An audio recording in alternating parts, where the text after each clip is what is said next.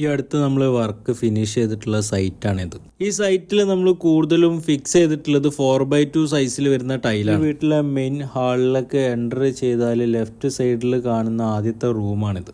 ഈ ഒരു ബെഡ്റൂമിൻ്റെ ഫ്ലോറിൽ നമ്മൾ സിമെൻറ്റ് കളറിൽ വരുന്ന മാറ്റ് ഫിനിഷ് ടൈലാണ് ഫിക്സ് ചെയ്തിട്ടുള്ളത്. കൂടാതെ ഈ ഒരു റൂമിലെ ബേ വിൻഡോയിൽ ലെതർ ഫിനിഷുള്ള ഗ്രാനൈറ്റും നമ്മൾ ഫിക്സ് ചെയ്തിട്ടുണ്ട്. ഈ ബെഡ്റൂമിൽ തന്നെ അറ്റാച്ച്ഡ് ആയിട്ട് വരുന്ന ബാത്റൂമാണിത്.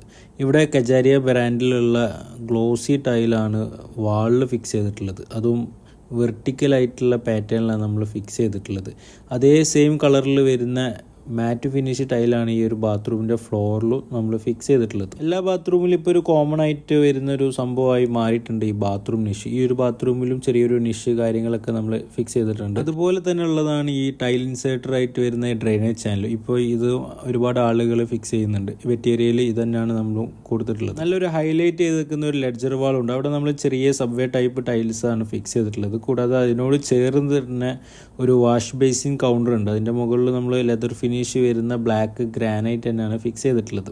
ഈ ഒരു ബാത്റൂമിൽ ഗ്രാനൈറ്റ് നമ്മൾ കുറച്ച് ഭാഗങ്ങളിലൊക്കെ ഫിക്സ് ചെയ്തിട്ടുണ്ട്. മെയിനായിട്ട് ഫിക്സ് ചെയ്തിട്ടുള്ളത് dry area wet area divide ചെയ്യുന്ന ഭാഗങ്ങളിൽ ലെഡ്ജർ വാളിൻ്റെ മുകളിൽ, അതേപോലെ ഒരു കോപ്പിംഗ് പോലെ വാളിൻ്റെ മുകളിലും ഗ്രാനൈറ്റ് ഓൾറൗണ്ട് ആയിട്ട് നമ്മൾ ഫിക്സ് ചെയ്തിട്ടുണ്ട്.